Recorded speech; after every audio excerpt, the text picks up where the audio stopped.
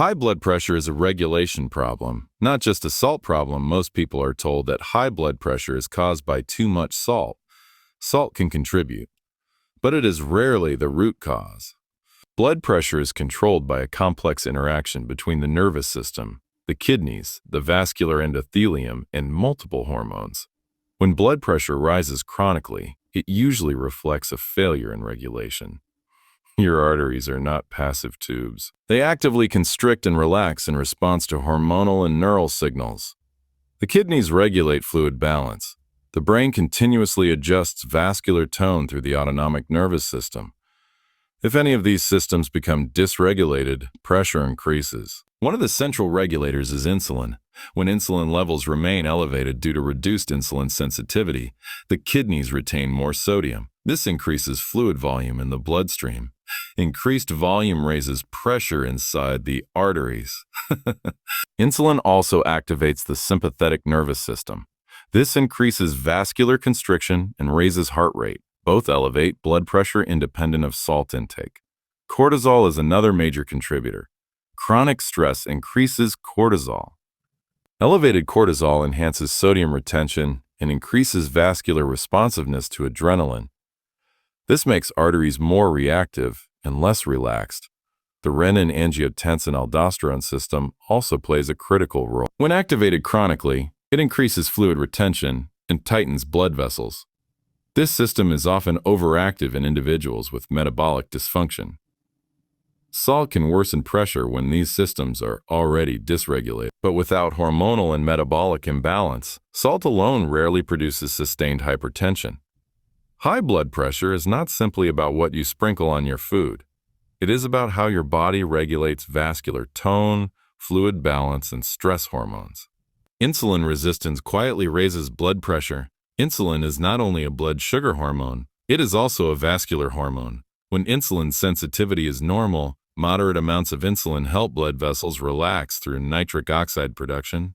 Glucose is efficiently absorbed into muscle cells. The kidneys maintain balanced sodium excretion. When insulin resistance develops, the situation changes. The pancreas compensates by producing more insulin.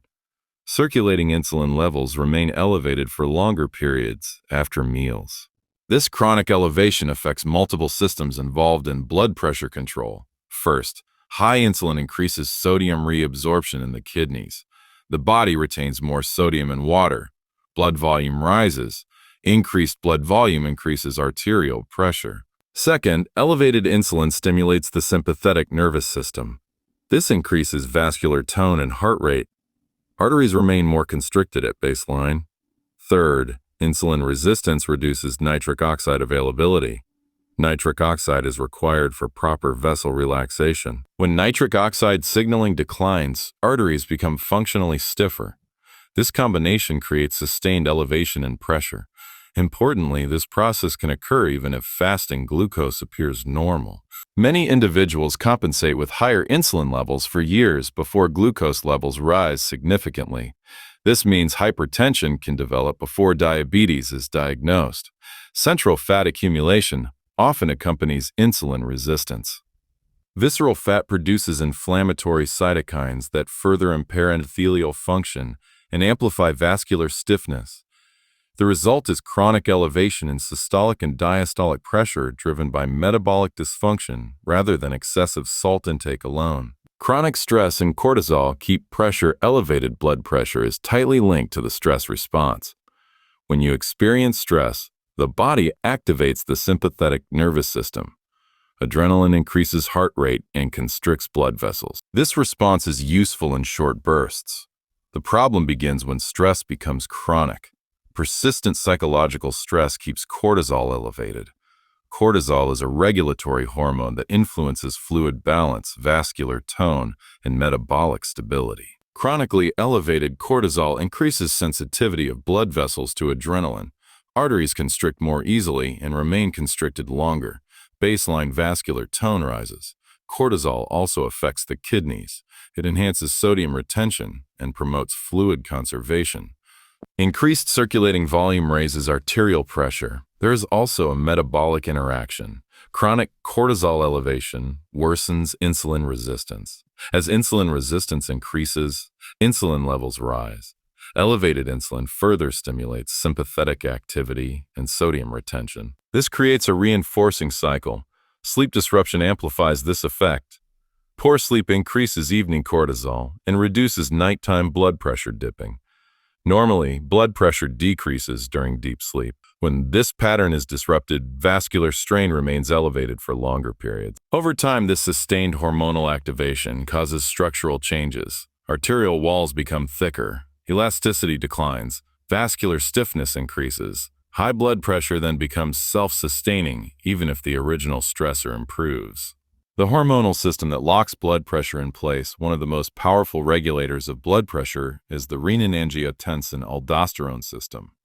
This system is designed to protect you during dehydration or blood loss. When activated, it increases blood pressure to maintain circulation. The kidneys release renin. Renin triggers the production of angiotensin II. Angiotensin II constricts blood vessels and stimulates the release of aldosterone. Aldosterone increases sodium and water retention. In short-term situations, this is protective. In chronic metabolic stress, this system can remain partially activated. Insulin resistance and visceral fat increase angiotensin signaling. Chronic inflammation amplifies renin activity. Elevated cortisol can further stimulate this pathway. When angiotensin II remains elevated, arteries stay constricted. Vascular resistance increases. Blood pressure rises. Aldosterone increases fluid retention, expanding blood volume. Higher volume combined with tighter vessels leads to sustained hypertension. Over time, angiotensin II promotes structural remodeling of blood vessels. Smooth muscle cells thicken. Collagen deposition increases. Arteries become stiffer. This is how temporary regulatory activation becomes chronic elevation. Importantly, this process does not require excessive salt intake to begin. A salt can worsen volume expansion once the system is activated, but the primary driver is hormonal imbalance. When insulin resistance, chronic stress, and renin-angiotensin activation combine, blood pressure becomes biologically reinforced. How to address the real drivers of high blood pressure? If high blood pressure is primarily a regulatory problem, the solution must target regulation. Reducing excessive salt intake can help in salt-sensitive individuals, but long-term control requires correcting the hormonal and metabolic environment that keeps pressure elevated. The first priority is improving insulin sensitivity. Resistance training increases skeletal muscle glucose uptake and lowers baseline insulin levels. Aerobic conditioning enhances mitochondrial efficiency and reduces inflammatory signaling. Lower insulin reduces sodium retention and decreases sympathetic activation. The second priority is reducing chronic stress load. Consistent sleep restores normal cortisol rhythm. Deep sleep supports parasympathetic dominance and allows nighttime blood pressure to decline. Stress management practices lower baseline sympathetic tone and reduce vascular reactivity. The third priority is addressing visceral fat accumulation. Reducing central fat decreases inflammatory cytokine production and lowers angiotensin signaling. This helps calm the renin-angiotensin-aldosterone system and reduces chronic vasoconstriction. Physical activity directly improves endothelial function. Increased nitric oxide availability improves arterial flexibility and lowers resting vascular resistance. Blood pressure improves when vessels relax more efficiently, when fluid balance normalizes, and when hormonal signaling stabilizes. The key insight is this: high blood pressure is rarely just about salt. It is the visible outcome of metabolic strain, stress signaling, and hormonal dysregulation. When you correct insulin resistance, lower chronic cortisol, improve endothelial function, and stabilize hormonal control systems, blood pressure regulation improves at its source. Treat the mechanism, not just the symptom.